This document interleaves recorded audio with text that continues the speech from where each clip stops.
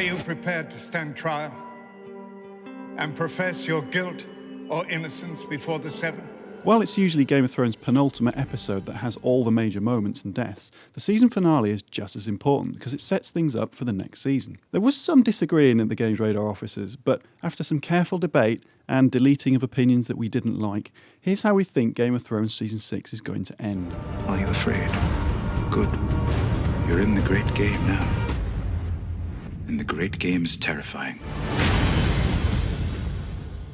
We know that Cersei is going to stand trial in front of the High Sparrow, and that she's going to be found guilty because, well, she is guilty. But whether she survives until Season 7 or not is a different matter. It seems hugely likely that King's Landing is going to be consumed by wildfire, because we know that there are pots and pots of it stored underneath the city. The show has dropped enough hints throughout the previous episodes.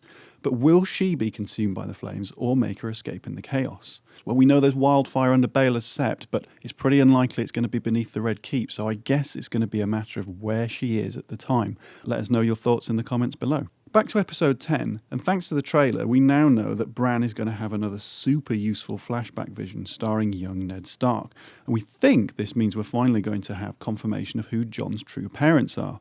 Yeah, like we didn't already know. I mean, come on, he's obviously the son of Rhaegar and Lyanna, and he's not actually Ned Stark's son at all, right? There's a chance that this will be the final shot of the season, and it will be nice to have a contrast from last season's final scene where Jon actually dies. So we've come full circle and we're actually seeing him born as opposed to seeing him die.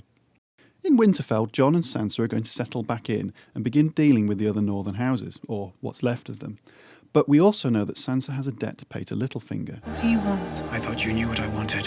Will she make moves to marry him? Well, we think so, but there's been some disagreement on whether she'll also discover she's pregnant with Ramsay's child, which could make things pretty awkward. And while we're at Winterfell, what about Sir Davos? Having found the burnt horse that he gave to Princess Shireen last episode, well, it's safe to say that he's going to have a bit of a disagreement with Melisandre. Will she survive the season? Probably not. Tell him what you did to her. Tell him! Also, let's not forget, the White Walkers still exist, and while they are on the other side of the wall, there isn't much left to stop them coming over it. Now, we know Jaime won't be in King's Landing for Cersei's trial, because, well, he can't teleport there, and we've literally seen footage in the preview video that shows him having dinner with the Freys. The Freys and the Lannisters send their regards. Now, Jaime doesn't have a lot of patience for the Freys, and the Freys aren't necessarily known for their hospitality, so I think that's probably going to be one of the most volatile plot lines of the next episode. How's it all going to work out? Well, someone's going to die. And while we're hoping this season would end with Daenerys arriving in Westeros, most of us agree it doesn't look like it's going to happen by the end of 6.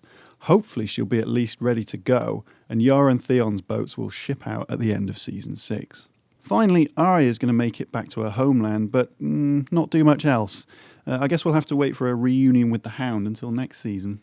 And that's how we think Game of Thrones Season 6 is going to end. Let us know in the comments below if you think we're right, or if there's something you think we've missed. And check back on Monday for our in-depth analysis in the final episode of Last Night's Watch.